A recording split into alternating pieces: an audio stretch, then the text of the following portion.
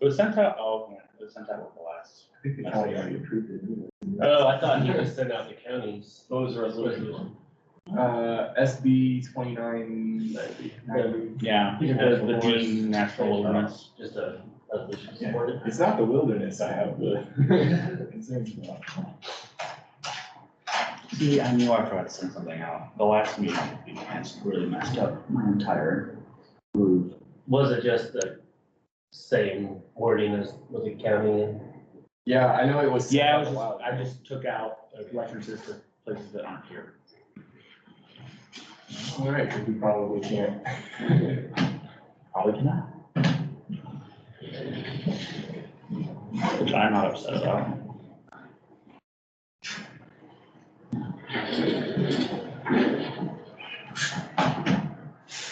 I think it's working. Appreciate it. Perfect. Thank you kindly. If you need anything, here you go. Thank you. Have a good rest of your night. You too. Thank you. Sorry, I thought you were gonna sit in. No, you're fine.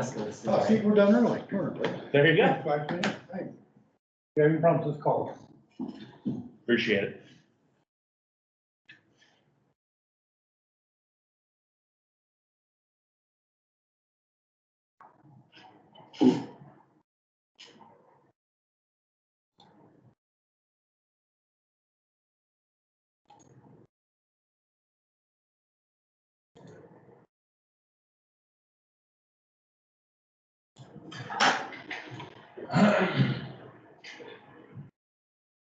That was it for me.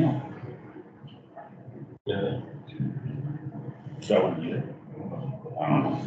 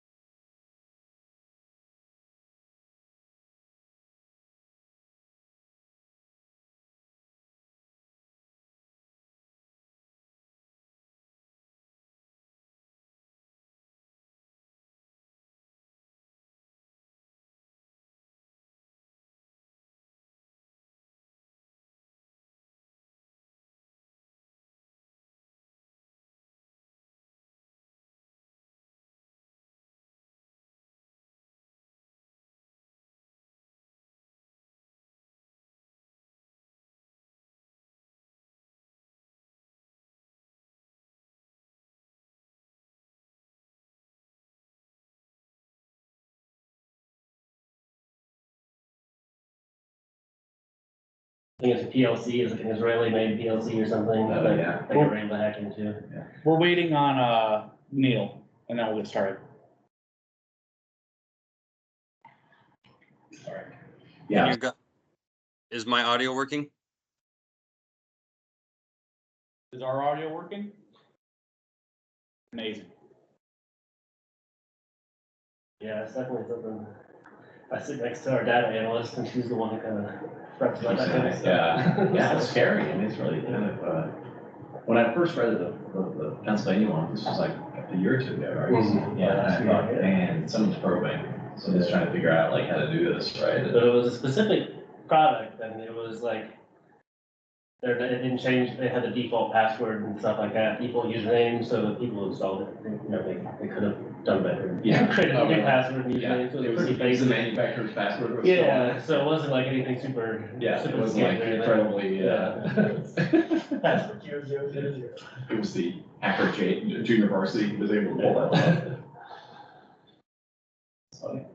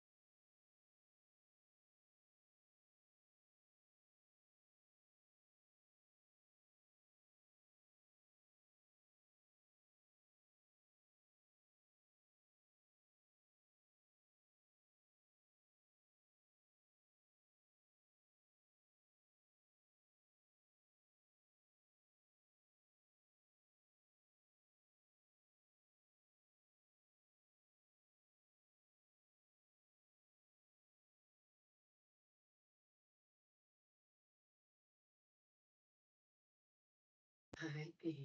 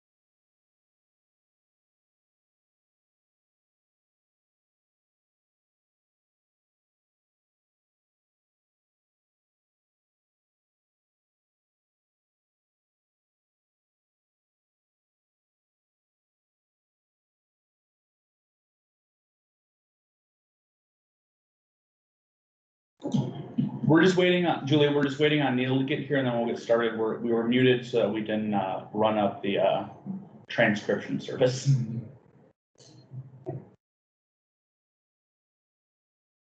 Makes sense.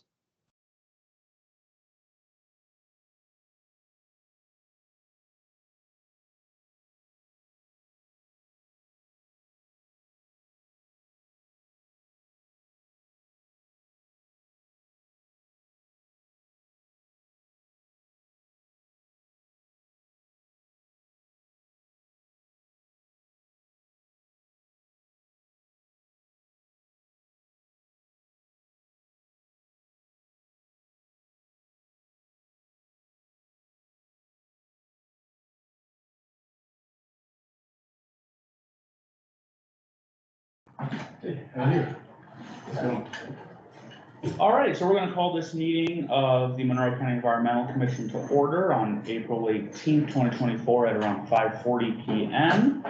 We will do a roll call. Nolan, Present. Neil, Andy, Lee, Commissioner Jones.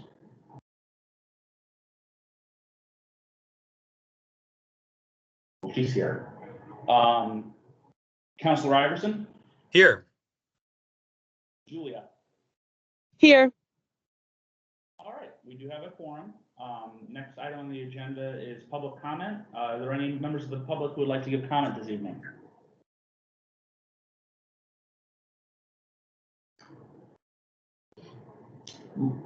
Lee, I'm not sure why you can't hear anything. Everyone else seems to be able to. I think it's a problem on your end with your computer. Oh, she can't hear me. I don't know what I'm saying. Oh, right. I can. Yeah. All right. You all are muted, just FYI. Oh, I was just mouthing.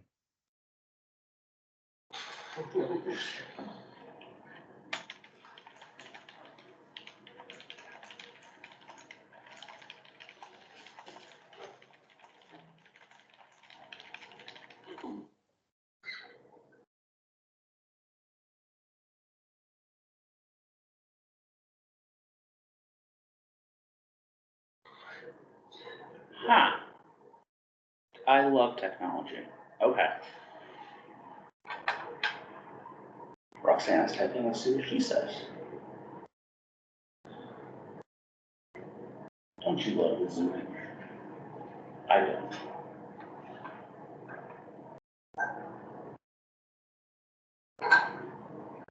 Any tips on fixing this one? What's that? Any tips? We just started using Microsoft Teams, or the county started using it. I'm not familiar. Try leaving and retrying. I mean, if Peter can hear us and seemingly Julia can hear us. Yeah, everyone can hear It's us. probably, Yeah, you guys are loud and clear for me. Sorry, you were Yeah, right. I hear you. My speakers weren't on. There we go. Oh, we can hear you now. Amazing. Sorry about that. So are there any members of the public who'd like to make comment this evening? Going once? Going twice? I don't know what's going on.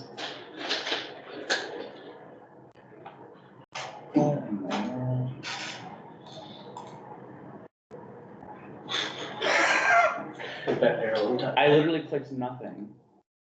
It just popped up. it's a great one. I think you might have just sent an email.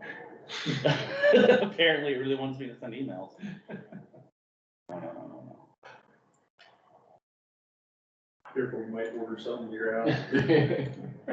As long as it charges to the county card, not mine. Okay, there we go. Sorry, technical issues today. All right, seeing no public comment, we'll move on to the next item of the agenda, which is our guest speaker, Mr. Crowley, who's joined us from the Indiana Energy Independence Fund. It's going to be more of a roundtable conversation. Yeah, so I guess let me ask you a question, like, what would be helpful? I can give an overview of green banks, I can give an overview of the Indiana Green Bank, I can also talk about the federal programs that are recently announced, what would be useful to the group? I think, yeah, if you wouldn't give us just a brief kind of overview of the Green Bank, of similar to what you did at the environmental resilience conference. And then if you maybe if we can talk and discuss like ideas that you have that you think that we can implement and here at the Monroe County this evening. Okay. Peter has his hand up too. Oh, yeah. And Alex, I'd be really interested to hear what other counties are doing.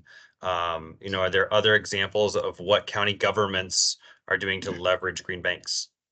Yeah, sure, I can do that. So let me start with what a green bank is, unless people, and well, cut me off if you know, but a green bank is not a bank.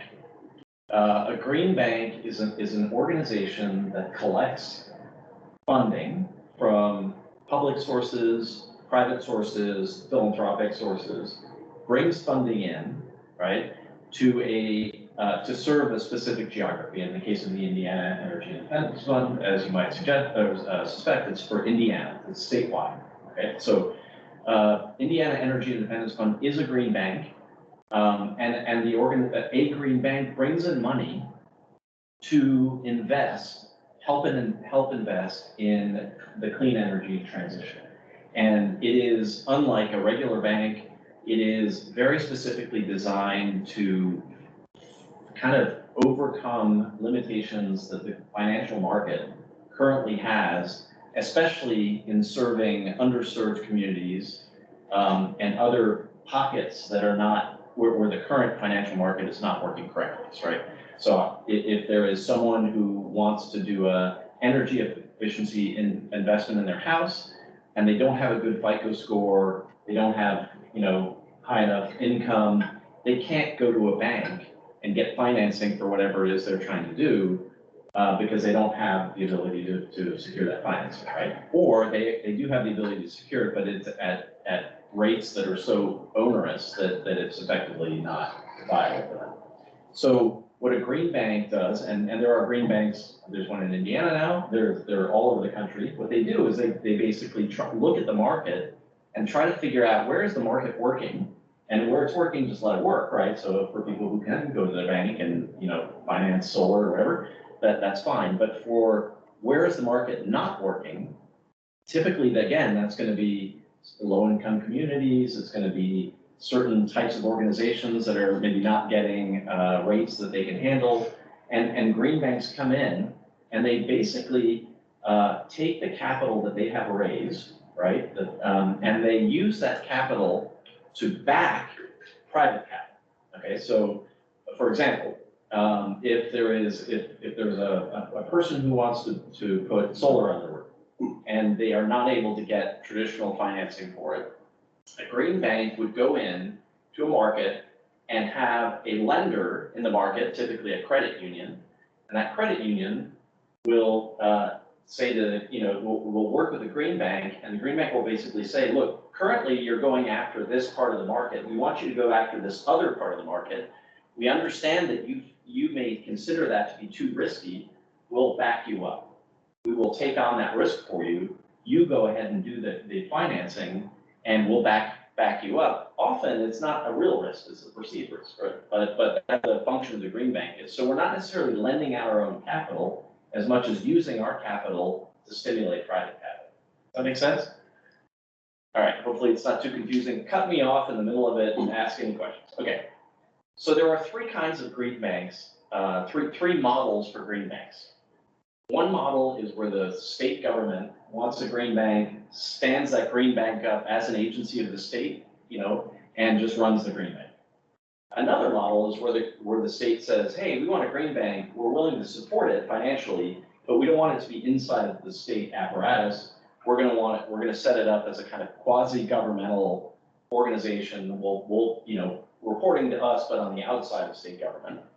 And the third model is what the Indiana Energy Independence Fund is, not surprisingly, and it is what's called a nonprofit green bank model. And that is completely untethered from the state. So it has no dependence on the legislature, no dependence on state funding necessarily. And because of the fickleness of Indiana's legislature, it was determined that Indiana's model should go that route, because that way we would not be susceptible to whatever the legislature decides to do. So is that clear? So we have one very specific kind of model There are other models, there are actually even city, green banks sometimes, like, Cleveland has one, and, you know, so there are places where if the state government isn't doing it, sometimes cities said, well, the state's not doing it, or there's no nonprofit, we'll do it ourselves, right? So The state didn't decide to make it a nonprofit, the nonprofit decided to. yeah, so the original idea came from nonprofits, came from philanthropy actually in the state and the city of Indianapolis, right? So actually this originated, the city of Indianapolis in their sustainability action plan, Thrive Indianapolis, had a goal. The goal is we have to have low-cost financing for people who are unable to access financing to be able to do, to invest in the clean energy transition. They did a survey with some philanthropic, both in-state and national philanthropic entities, and they determined that Indianapolis as a marketplace was not going to be big enough to warrant having its own green bank, kind of like Cleveland, and instead to do a statewide one. So they were involved in it. At the city level, there were philanthropy was involved, but they all decided the best model to go forward in Indiana was going to be this nonprofit. Okay. Any other questions before I keep going? I'm kind of breaking this down. Any questions from the screen? Okay. So what does a green bank invest in? So there are two answers to that question. First is what kind of projects are eligible for green bank financing? So I'll start with like what's not eligible, right? If you, and I use this example, if you want to put a swimming pool in your backyard, right? That's not an eligible green. That has nothing to do with the clean energy transition. Broadly speaking, it is the clean energy transition. So that includes energy efficiency of all sorts of different ilks. So that can be the mechanical stuff inside of your house or business. It can be, you know, roofing, insulation, windows, you know, a whole swath of qualifying projects are eligible for green bank financing. Renewable energy, so, you know, solar, geothermal, a whole bunch of stuff in the renewable world are eligible for green bank financing. In addition, there are alternative fuel investments, so alternative fuel vehicle investments, I should say, so school buses, fleets, things like that, that are trying to electrify, those are all eligible. And then finally, the third is, or the fourth is EV infrastructure. So actual physical infrastructure, chargers, that sort of thing, that is actually eligible also for green bank finance. So that's kind of the kind of projects that green banks become involved in. The sectors that they become involved in, this is where it becomes, you know, interesting from a county perspective, is single-family homes, multifamily residential. So those are two kind of residential-like things. Government, local government, so counties and cities and towns are part of the beneficiaries, or potentially beneficiaries. You know, higher ed, K-12, and nonprofits too, right? So when you think about it, it's really sort of every sector. So as you think of the band, it's almost basically every sector, and then it's a certain kind of project within the work that a given entity is doing. Okay, that makes sense? So it's timely that I'm here today because just recently there were some big announcements from the federal government. And you all might be familiar with the Greenhouse Gas Reduction Fund. Is that something that you want me to just explain it quickly so I can break it down quickly? In the Inflation Reduction Act, there was this competition called the Greenhouse Gas Reduction Fund, which had three legs to the stool. The first one was a national green bank mechanism. So the federal government is now going to hand billions of dollars to a number like 3 or 4 different national players, and they're going to be doing national green bank investment work. So that's kind of, if you think about it, a central command and control group that is going to be doing things across multiple geographies. All right, so that's kind of the national version of what we're doing in the state of Indiana. The second part of the competition was a couple of hub nonprofits are receiving funding from the federal government, from the Inflation Reduction Act under this, And they're gonna take that funding and they're gonna send it down to community lenders like us and other community lenders across the country. And that capital is gonna flow down to a kind of local geographic level, like the state of Indiana. And we're gonna be able to invest that capital to be able to affect, the change in the marketplace locally. So you have, in one case, you have kind of a national group, and in the other case, you have money sort of being passed through down to geographies at the local level to be able to do it. Why do a national one? You might be asking yourself. If you think about it, there are instances where it would be unmanageable to have every green bank in the country involved in something. So I'm giving this as an example. It's not a great example, but let's say that Target wanted to put solar on every roof in all of its Target stores. It would be crazy for them to have to work with Indiana's Green Bank and then work with, Illinois' Green Bank and Ohio's and have to kind of do it, state by state. You kind of need a central place where that kind of overall national play can happen, and that's the role of a national green bank. Another example would be that if there is a way to create a kind of centralized product to support, for example, heat pumps, that's not necessarily something that has to just apply to Indiana. That can be a kind of national product level, a financial investment.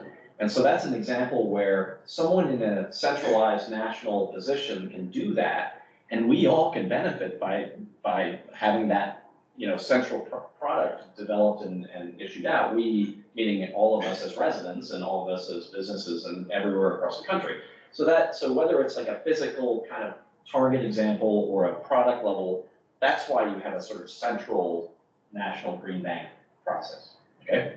The pass-through again, which is the second leg of the greenhouse gas, that was for community level investment, like state level investing, like green banks. The third leg of the stool is called Solar for All, which is confusing to all of us here in Monroe County, because we have Solar for All here, but that's not the same Solar for All. They just took our name. Basically, Solar for All is I want to say a $7 billion national solar investment for low-income residential solar stimulation, right? So it is, all of the money has to be spent in low-income census tracts. All of it has to be spent on residential solar. That is going to be announced on Monday. Word on the street is, okay? So the first two that I described were announced a week ago or something like that. This last leg is going to be announced on Monday. So that will be the end of the announcements for the Greenhouse Gas Reduction Fund, and then the work really starts, okay? Because all they've done is announce the winners, and they will announce the Solar for All ones on Monday, and then it's time to kind of go to work. I'll pause for a second. Anybody have any questions? That $7 billion is financing, that's for grants or? Both. Okay. So in the case of the first two, that's going to be financing. And in the case of Solar for All, that actually has a grant component as well as a financing component. Because I think people realize that low-income, households really are going to need more than the financing option to be able to do that. But I think your question is actually, I should clarify that a green bank is not otherwise, other than our involvement in something like the Solar for All program, we are not a granting organization. We are a financing organization. There are other granting organizations. There are actually other financing organizations, so we're not exclusive in the space. But we are, when we get involved, we get involved in the financing. So our job is, from a green bank perspective, is to put together financial products that are designed to help achieve the mission that we have. And the mission again is, people in need who are unable to otherwise afford what the market can offer, and come up with a way to make give them the ability to take advantage of the clean energy transition. So, the problem with the current market, and honestly, we kind of saw that play out in Bloomington and Monroe County, which is that Solarize, which has been wildly successful in Monroe County, you know, we are one of we totally overperform the rest of the state when it comes to solar installation. We took a look when I was back at the city of Bloomington, we took a look at, oh, where are these happening, right? Like this has been great, there are all these solar installations going on, where are they, right? And how does that match up with census tracts, income information that we might have? And not surprisingly, but unfortunately, it is what you would expect, that people with higher incomes are the ones who are able to take advantage of Solarize, right? So money traditionally flows through the point of least resistance, right? It's gonna, like capital will go to the place where it's least resistant. And what a green bank is trying to do is kind of break that model and say, wait a minute, that's not what we want to see, because the people who are falling behind in terms of their ability to take advantage of the clean energy transition are the very people for whom not being able to do it is most impactful. And they are the most susceptible to the health problems that come from that, most susceptible to the economic problems that come from that. And so we have to figure out how to break this market, break the system, and kind of rebuild it. And so green banks are really part of a solution to try to get in there, say, what's wrong with the market? How do we artificially force the market into a different scenario? And then the idea is over time, the market figures out, oh, wait a minute, you know, for example, it's not risky to loan someone for an energy efficiency because just because their FICO score is not good doesn't mean they're not repaying their bills, right? And so it, you know, breaking down this kind of perception of risk and allowing for, you know, the market to take over. And the best scenario is the market then takes over and we can take our capital and go put it to work doing something else. Is that clear? Any questions about that? So how does this all, you know, boil down and sort of become relevant to Monroe County, right? I would say a couple of different ways. One is, as I said, one of the potential beneficiaries of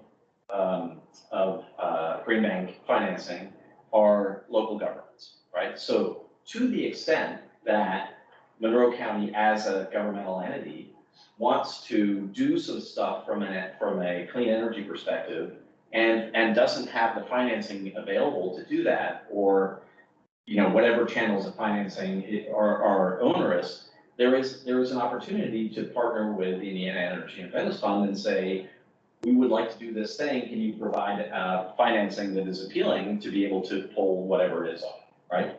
So that's one thing. And I'll give you a specific example. In the Inflation Reduction Act, you may be familiar with the term elected pay. Is that right? Direct pay, elected pay. It's basically for those, it's anybody not, I'll just get into it quickly, but basically it used to be that if you were a nonprofit and you did something that would otherwise qualify for a tax credit, but because you're a nonprofit, you don't have a tax liability, you would have to either get into an agreement with someone who did have a tax liability, have them sort of acquire your tax, you know, your tax credit for you, and it was complicated and not a lot of people were doing it, or you would be foregoing the ability to actually get the value out of that tax credit because you didn't have a tax liability, right? So your choices were not great. The IRA went in and said, wait a minute, this is unfair to nonprofits, government, you know, local governments, et cetera, people without tax liability. We're going to do the following, which is if your project is eligible and you would have gotten a tax credit, we will give you that tax credit in cash instead of in the form of a tax credit. So if you don't have a liability, we'll give it to you in the form of cash, but it's a reimbursement. And so there's actually a window between the time that a qualified project comes online, the time it's submitted and the time it's refunded, that can be upwards of 18 months. And so one of the things the Green Bank can do, and this could be interesting also, is to help a county government to take advantage of this by creating very efficient bridge financing, but to be able to allow them to do the project without having to have cash in hand to do the project, know that they're going to get that reimbursement, bridge that period, and therefore, you know, it's a very quick turnaround kind of financing, right? Is that clear? So from governmental perspective, there are opportunities for the government to do stuff that might not have been attainable from a financial perspective because there's gonna be financing available to support. And I'm making this up, let's say you wanna do solar installations on government buildings or whatever, you know, that kind of work could be available to Monroe County government if the government doesn't have another way to pull it off and wants to try to pull it off. Okay, so that's one thing. From the perspective of the Monroe County residents and what can the county government do to support and stimulate the work of you know, the clean energy transition among its residents. You know, I'm one person. It's a relatively new entity. We have a lot, you know, we have a number of people helping us, but I would be really pleased to collaborate with Monroe County to help to get the word out about the financing that's available. And we're about to launch it, to get it out to the residents in any way that the county would be comfortable doing. That help in getting the word out could create opportunities for the residents that they might not otherwise be aware of and otherwise be able to pull off. So that would be a very helpful role that the county government can play in really, you know, in particular those households that are challenged to really help them advance, you know, into better outcomes for their structure. But I mentioned that, and I don't know if I actually mentioned, but one of the sectors is business too, right? So small business, mid-sized business, and industrial. So it's not just households or residents, it's the whole, you know, every entity within the county is eligible one way or the other as long as you're doing a qualified project. Does that make sense? So, I mean, that's a couple of ideas. I'll pause and see if anybody has any questions or, yeah. This is really exciting to me to be able to talk about this at a meeting like this. Well, first of all, can you still hear me? Yes. All right, good. The first thing that came to my mind was the fact that the Regional Opportunities Initiative just put out a report saying that our county needs 7,000 new homes. You know, we need more affordable housing. Well, guess what makes a house not as affordable? Putting solar panels on it, putting, you know, all these, you know, amenities on it.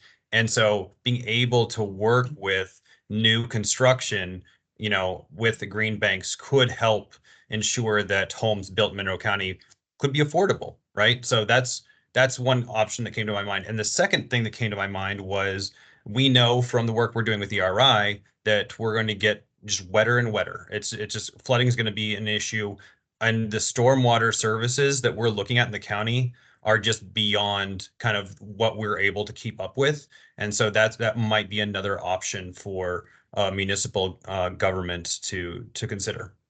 Yeah, and I think you're on the first point, especially it's a good point to raise, which is when you think of like an affordable housing complex going in, or even just any kind of housing complex, or even a house for that matter, right?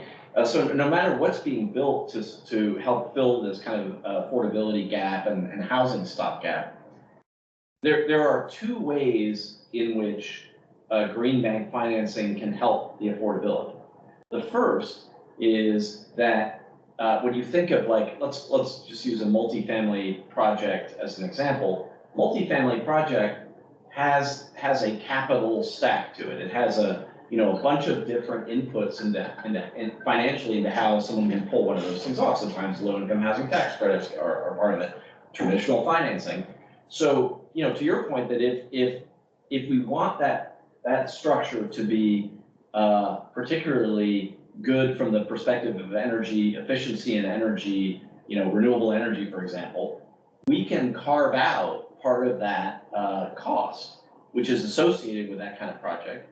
And by carving that out and creating advantageous capital solutions for that developer, we can make that more affordable upfront as a project, right off the bat. So the rents can be lower. The other thing is the affordability that comes from operating it and from the experience of the resident inside. Let's say it's a house and offset, if you have good renewables, if you have better energy efficiency, the operating costs of living in that unit, whatever that unit configuration is lower as well. So you have the upfront and you have the ongoing operating costs, both of which are within the purview of finance. And then, you talked about like allowable uses and I mean, have you done a lot of stormwater or those type of big municipal projects? Have you considered those or you've seen those in other states, I guess? I've seen less of those. I mean, it tends to be very energy focused. Okay. So I think there is green infrastructure and I think they're starting to go to that place, and certain more mature green banks are starting to look at that. But I think as we get going, we're going to probably be more focused on the energy side for the time being, and then maybe expand to that later on. Sure. Sounds good. When you say there's an announcement on Monday Yeah. about funding, is that recipients that's being announced? So what's going to be announced, if you believe the rumors on Monday, is that, Solar for All was a competitive process. Mhm. There were basically different kinds of applicants for this Solar for All competition. In Indiana, there were actually 3 different applications, 2 of which competed with each other, 1 did not. So the state of Indiana submitted the official state application that was done through the IHCDA, the housing agency for the state of Indiana. IHCDA submitted the official state of Indiana Solar for All application, $250 million. That's who did that. At the same time, a coalition of nonprofits across the state submitted a statewide application that was in competition with the official state one, and that was submitted at the same time. So those 2 were both statewide Solar for All applications. The third, which was not competitive with those 2, was a coalition of Midwest cities, including from Buffalo to St. Louis to and West Virginia. I mean, a whole bunch of different cities there. I think there are probably 20 plus cities in that. And it was called the Industrial Heartland Solar Coalition, I think, something like that. And what the cities all had in common was, if you were included as a city, you were kind of post-industrial, challenged by some of your history. And this coalition was really designed to kind of serve multiple cities across the Midwest. And Indianapolis was included and Fort Wayne was included. So that's not going to have a direct impact where we are, but those 2 cities could be included in the results of that announcement. And if they are, and if one or the other state one happens, then if they've been plucked out or effectively cared for somehow, that could have a sort of residual effect on the rest of us, right? So it'll be very interesting to see, and I'm kind of curious how the EPA, who is administering this, is going to decide, should the state of Indiana's application win? Should the coalition of nonprofits win? Should it be some sort of mix of the 2? What happens with this third one? Is that going to happen? So all of this is all very timely and about to happen. And on Monday or Tuesday, we're all going to know what happened, and then we're going to have to sort it out. And how do we find out about There will be big press releases by, it's a pretty big deal. So Google. Okay. Yeah. Is this the same funding that Project 46 is pursuing? Do you know? Project 46 was pursuing something different. Project 46 became involved in the climate pollution reduction grant competition, which was actually done at the different agency at the state. It was, I believe it was IDEM handled that one for the state. That's also a competitive one. That's part of the IRA, but that's a completely different. A lot of money floating around. Yeah, there's a lot of money. What else can I tell you?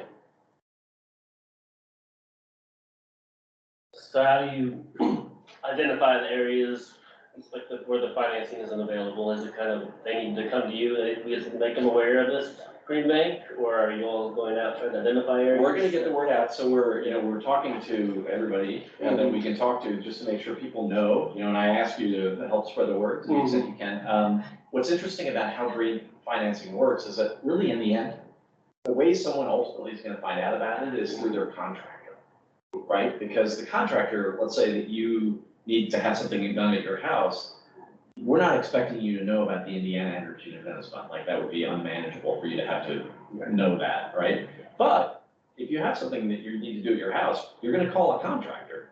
And that contractor better know about it, because it's good for the contract, it's good for you, it's good for the contractor, because actually they're gonna get a better job out of it, and they're gonna get a job where they maybe wouldn't have otherwise gotten a job because of someone would have been unable to finance it, right? So the contractor has an interesting stake. The end user has a stake in it.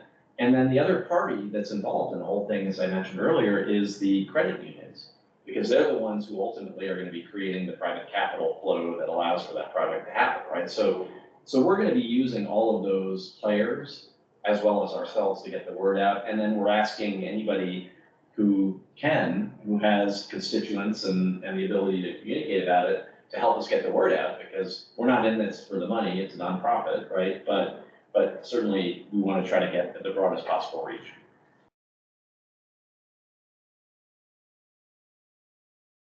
I think I could help with that. Signing you up. Well, look, I really appreciate the opportunity to come and talk to you today. Reach out anytime. Yeah, thank you so much for information. coming. Yeah.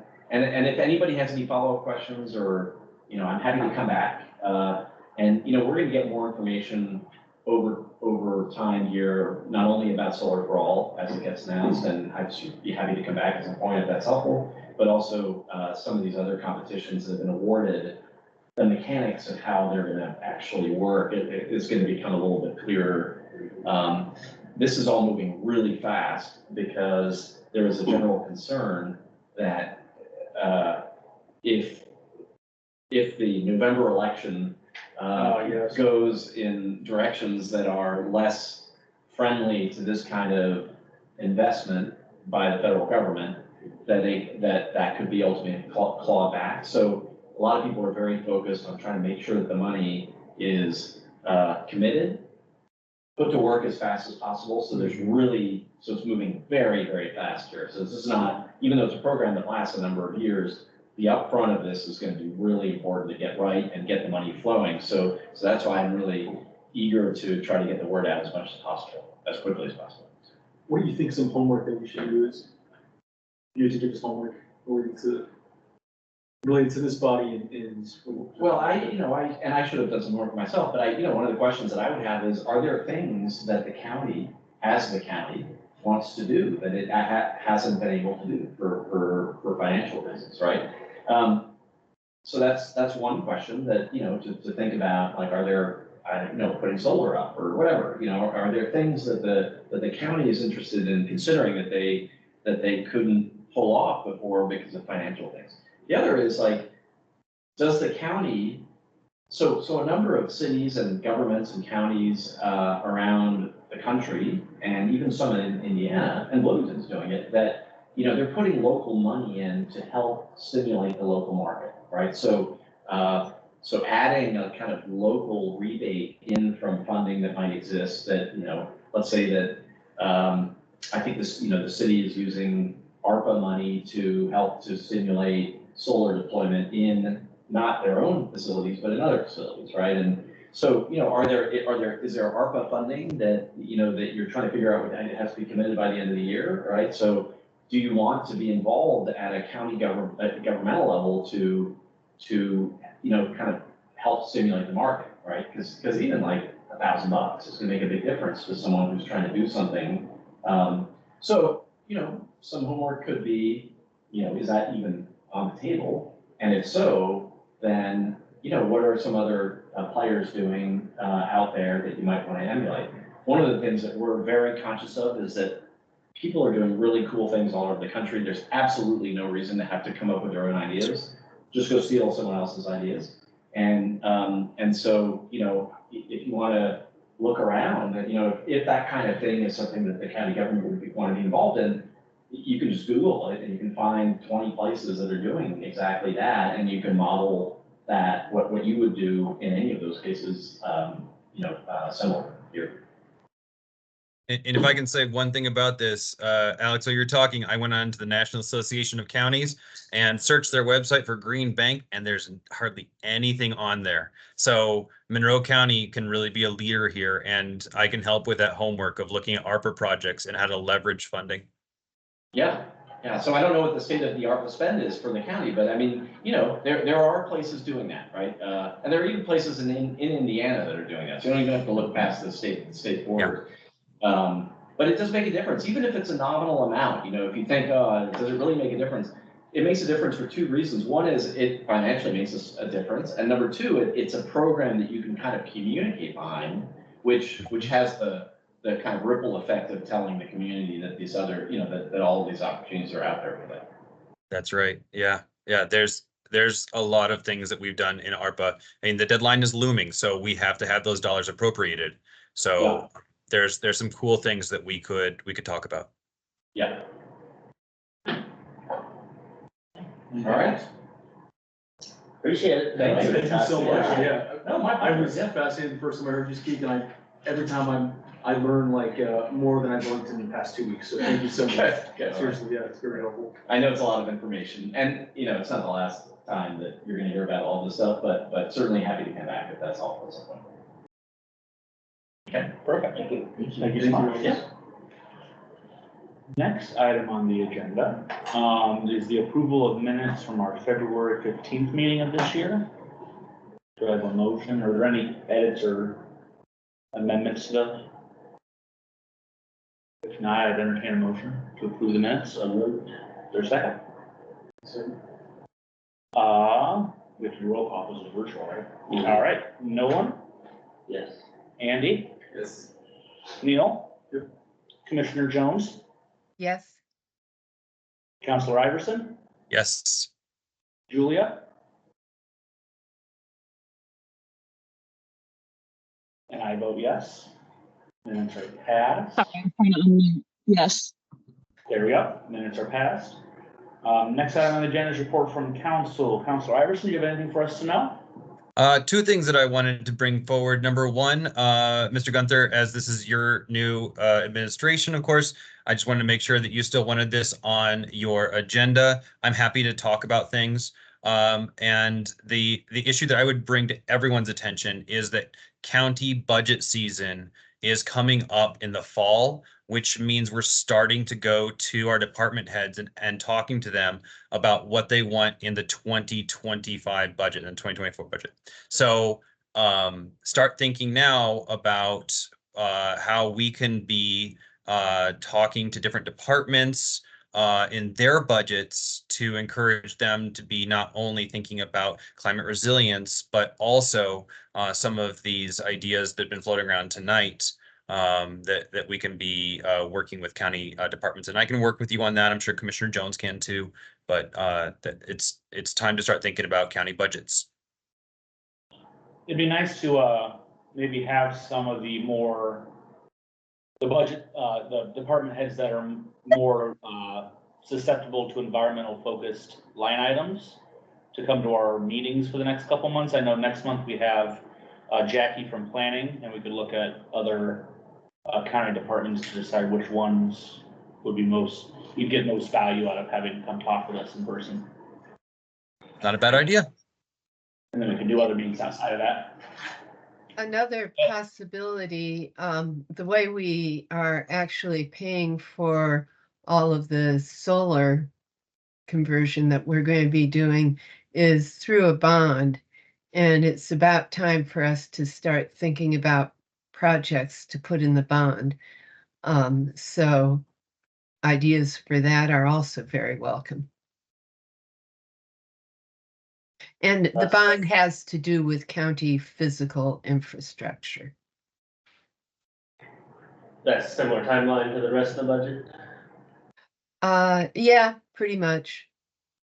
We usually try to finalize it in October, I think.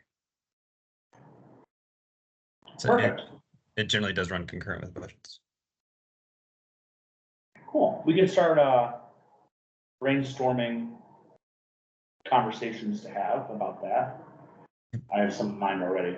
Is that all for your report, Councilor? That's all for my report, Mr. President. Next on the agenda is reports from the commissioners. Commissioner Jones, do you have anything else to report on? The kinds of things we've been working on lately.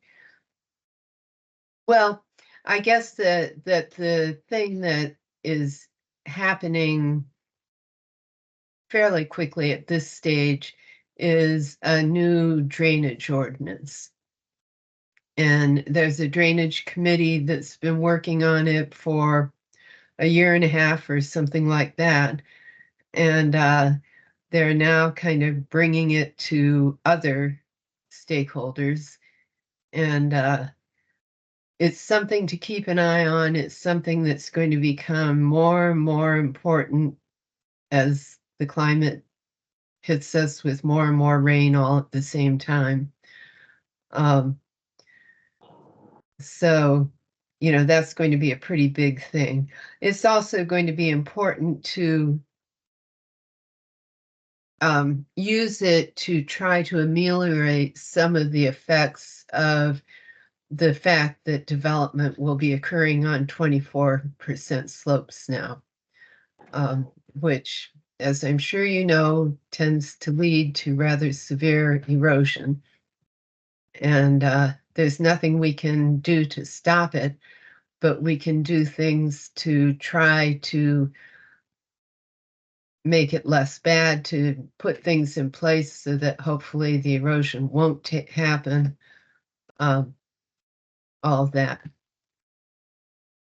And is that do you have a timeline for that drainage ordinance anticipated? Not totally. It's still a work in progress. It is being brought to the Stormwater Commission in May, and that kind of starts its progress to come to the commissioners. Okay. Any questions for Commissioner Jones? Thank you, Commissioner Jones. Moving on to our next agenda item is reports and comments from commission members.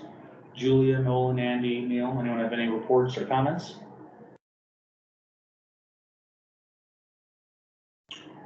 I just have one, because I sent out responses to questions I had asked to Sean Mia about Project 46. And I sent them out to all of you.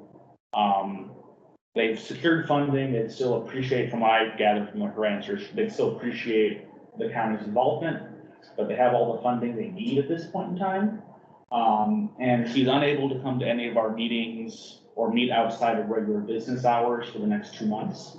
So she offered to meet with individual members or multiple members of the commission for coffee or a virtual Zoom in the middle of the day. And I sent that out and no one showed interest. So I wanted to bring it up again to remind people that that offer is still there from her. If you have any further questions about Project 46. Yeah, I would be interested in that. Okay, I'll put you in contact with her. Anyone else, feel free to email me or let me know, and I'll set up a email chain. It'll be easier for me to meet with her after next week from final set.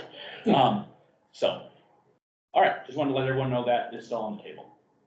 Seeing no further reports from commission members, we'll move on to old business. Before we start old business, item 3 of old business, the development ordinance has been bumped back to next month. Because we didn't have quorum last month, Alex got bumped back to this month, and there's a miscommunication time-wise, so Jackie is now bumped to May. So we look forward to her presentation then, so just so you're not surprised. First item of old business is the ERI Resilience Fellow Update. Councilor Iverson, I know you said you had some things to discuss about Yes, Victoria Seast, whom you all have met, is graduating. She's taken a job down south, and so she's going to be leaving us. But before she is leaving, she is going to make sure that the Monroe County Climate Resilience Plan and our implementation matrix are in good working order. And I'll let Commissioner Jones talk about that in the next item agenda. But I will say that her work has been really, really helpful to get us across that finish line. And she's also been working on 2 additional projects that might be of interest to this body. The first of which is that she's started conversations with our emergency management department. They're the ones that do, tornado warnings and storm warnings, make sure that when we have people coming in for the eclipse, that we're all safe and that sort of thing, about having a separate warning system for climate emergencies, particularly in rural areas where flooding tends to happen faster, where individuals experiencing high heat events may not have a lot of places to go. So those conversations have been starting about being able to reach folks in rural areas.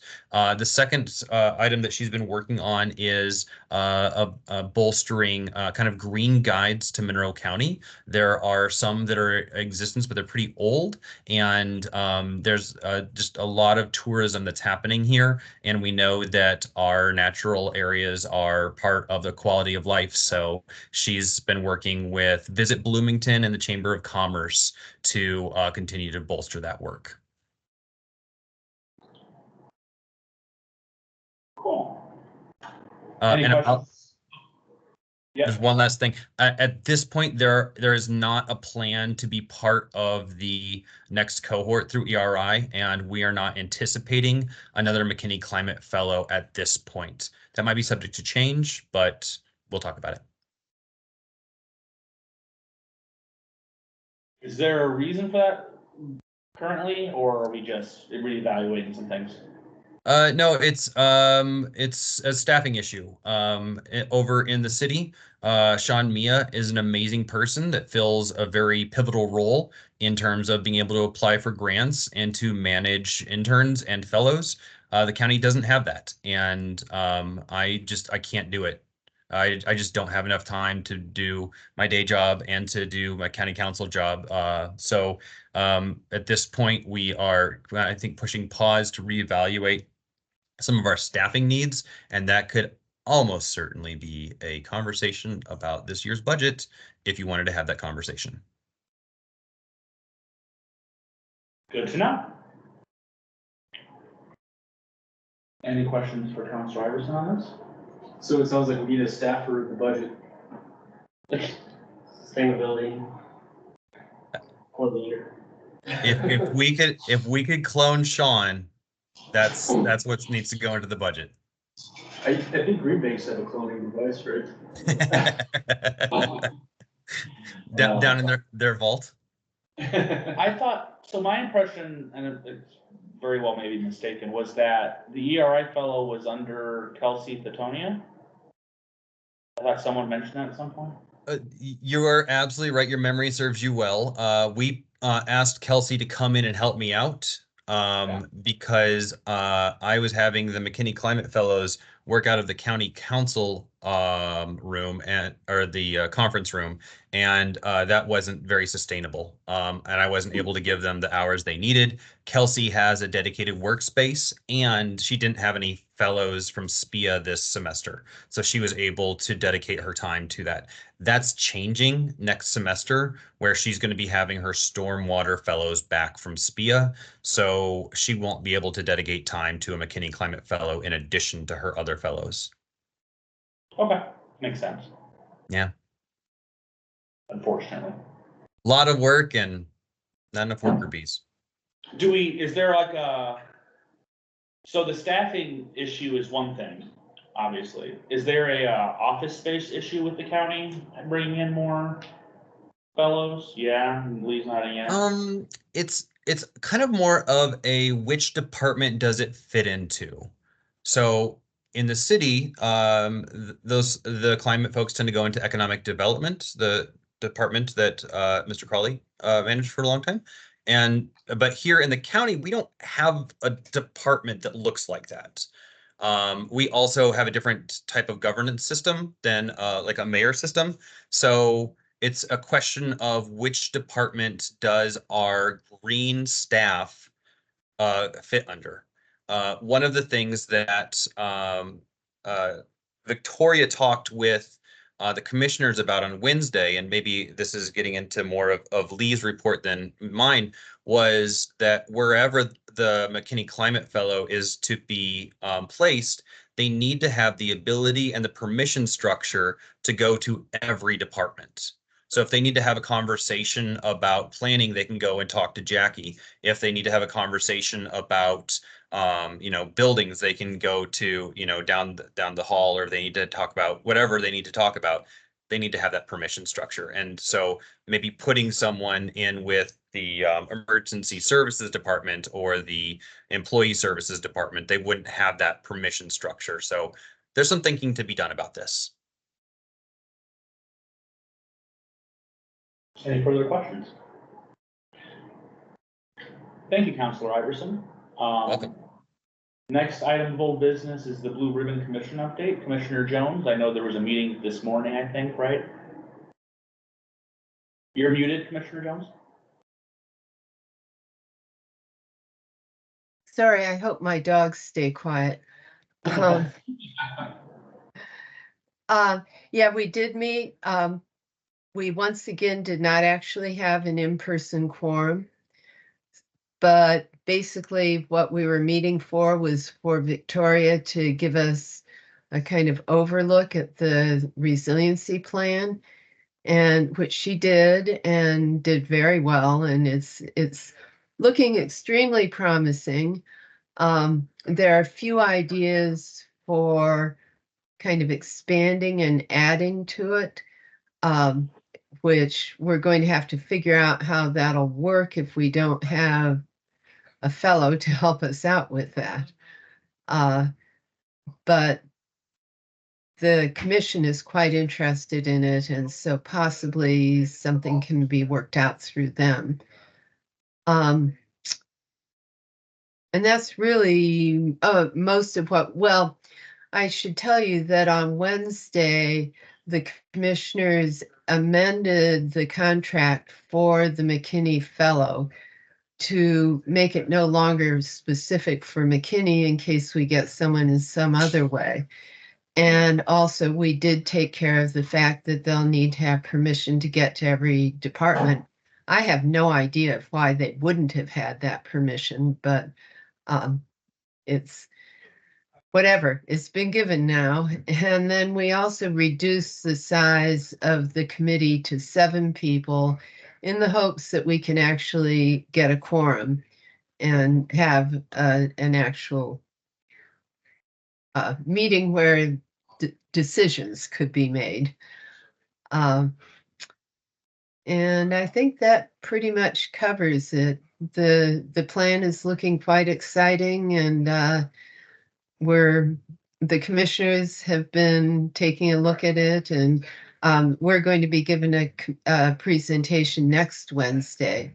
And also next Wednesday, we're going to do a proclamation that's kind of going to be a proclamation of Earth Day, week, month, I'm not sure which, but it's going to kind of wrap itself around the climate resiliency plan. So that's really mostly what it's going to be about. And we'll read that next Wednesday, which hopefully will help get a few more people get to know about it. And I don't think there's really anything else to report from that. Quorum issues plaguing everyone. Yeah. Did you have a question, Councilor Iverson? No. I was going to say something, but Lee beat me to it. Perfect. Love when that happens. Now that we have the plan, it is the Blue Ribbon Commission that's responsible for implementing it, is that correct? No. No, the Blue Ribbon Commission, I was just talking to Jeff Cockrell earlier today. And basically the way it was set up is when the plan is gone, the commission is over in its current date. But when we were setting all of this up, we had discussed the possibility that the Blue Ribbon Commission could kind of morph into an implementation commission once the plan is ready. So that's something that we're going to have to discuss in the Blue Ribbon Committee, whether they want to do that, whether they'd rather have us find a different group of people to do it, whether they are the appropriate people to be looking at that. There's a lot to still be worked out. One of the things that we're wondering about is how are we going to be able to actually track the successes, failures, whatever.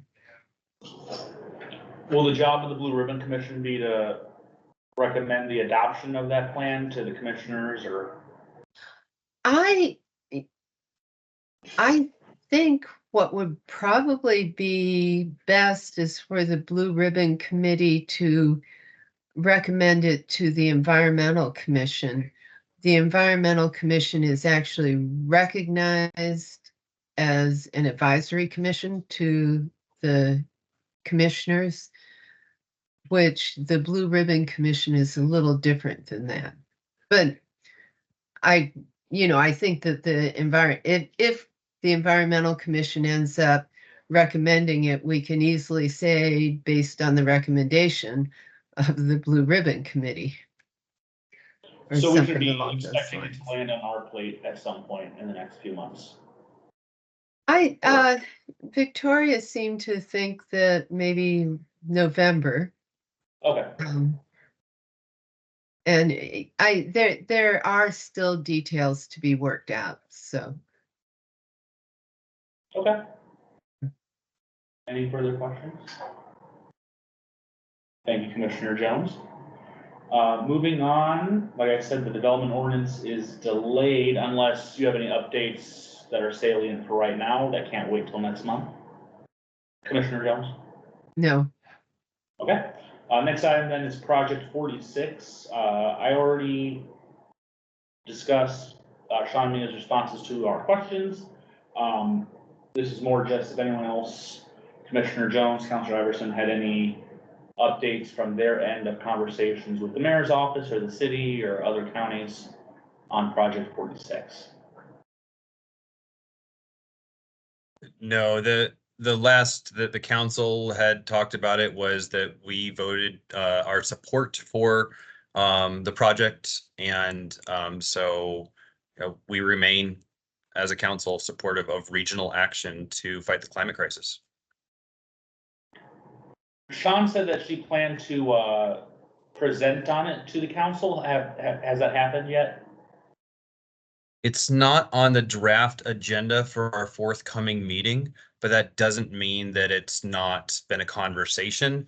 The way the council operates is that the council president sets the agenda for the meeting, because as you can imagine, a lot of groups want to present to us, and that would lead to meetings going well past midnight, and we're not city council. So I would send an email to Mr. Deckard, Mr. Trent Deckard, and you can see if, or email Sean and see if that connection has been made yet, and if it hasn't, then I'm sure Mr. Deckard would be more than willing to entertain it in a time frame that he deems appropriate. Perfect. Anything else on project 46 for right now? Perfect. Could you note, Nolan, that Julia left around 6:35? That concludes old business. Moving on to new business, the resolution in support of Senate Bill 2990, the Dean National Wilderness Area. Neil? Yeah, I would, I guess, make a motion to suspend the rules and go on the resolution first reading. There is a motion on the floor. Do we have a second? Now, the resolution was sent out with the materials for our February meeting and hasn't been changed or edited since then. That influences anyone's decision to second or not. If there is no second, then we can proceed to just general discussion. Yeah, I'll second this. Second on the floor. All right. Do you want to say anything before we hold a vote? Or does anyone have any questions or anything similar? No, I mean, I think I've said the same thing over and over, so. Nothing from you? Go ahead, Peter. Peter? Yeah, I have not been keeping up with what's happening in DC on this. Are there any updates that would be relevant to today's discussion? Well, we're still looking for Aaron to formally introduce it in the House. We're also looking for Todd Young to co-sponsor it in the Senate. I think that we've been, received word that, I think we have good reason to be optimistic about Aaron introducing it in the House. I think it depends on the Farm Bill and, if we get it attached to the Farm Bill and if Congress, stops their insanity. So who knows, we might have to, House Speaker Johnson, get a new speaker, so, so we'll see. But I think, there's reason to believe that, we'll have to see in the House soon. Excuse me, Aaron Houcher. Right. So. Any further questions? Okay. Nolan, roll call. Nolan. Yes. Andy. I will abstain. Neil. Yes. Peter. Yes. Lee. Yes. I vote yes as well. Passes, 5 in favor, 1 abstain. Cool. So Neil, did you want to be in charge of sending I'll sign that resolution and get it to you, and then you Sure. want to just send it out to? I will, I'll send it out to, Okay, just CC on those emails. sure. Thank you. Thank you. Perfect. Next item on the agenda then is Earth Day 2024. Councilor Iverson, this was your item again. Yeah, I think for 2024, Commissioner Jones covered what Monroe County is doing. I think there's some exciting things that are happening with the city of Bloomington. There's a Bike to Earth event happening this weekend, and so that's going to be an exciting time to get out on the trails. Of course, if you didn't see the news, that the Beeline is now one of the top awarded trails in all of the United States. Check that out in the Herald Times. That's a great article by Boris Ladwig. So there's a lot of really good things going on at Switchyard Park this year. And one of the things that we could be doing is, as this body is thinking about 2025, the county has a Parks and Recreation department. The county has all sorts of really great assets. What could we be doing in 2025 to bolster some of the things that are happening in the community?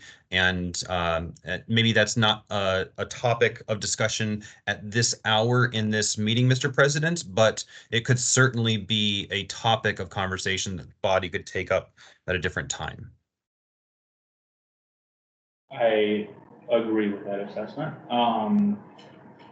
Yeah, I think there's a lot of opportunities for the county to have Earth Day events in the future. Does the county have any going on right now? I know you mentioned the city of Bloomington. Other than a proclamation that's on the commissioner's agenda for Wednesday, the county is not doing any like public facing events that I know of. Cool. And that's a little unfortunate. Time slips away from the best of us at times. I think the county has been so involved in the eclipse and getting through that given how busy everyone was, this didn't come forward other than the fact that we are doing a proclamation. The eclipse apocalypse. I'll be, I was gonna mention, I'll be tabling at, the city, Earth Day with the Sierra Club and IFA, so stop by and, check it out. I'll be taking an exam on conservation easements. Oh. Appropriately enough. Anything else on Earth Day, anyone? Okay, anything before we adjourn? Maybe you just happy birthday. Happy Earth Day. Happy Earth Day. My garlic is sprouting, there's aphids on my jalapenos, it's officially spring. Let's go. Yeah, I've been seeing your Facebook posts. I have a lot of plants, I have over 150 on my little 10x10 patio. All right, I'll entertain a motion to adjourn. Second. There you go. We are adjourned. Next meeting, May 21st at 5:30 PM. See you all there. Have a good rest of your night. They really close out fast. Oh, you you screwed screwed it. Awkward. That's Roxana. I think she's the tech. Alex, thank you so much for coming. Thanks, Roger. Yeah, that was fantastic.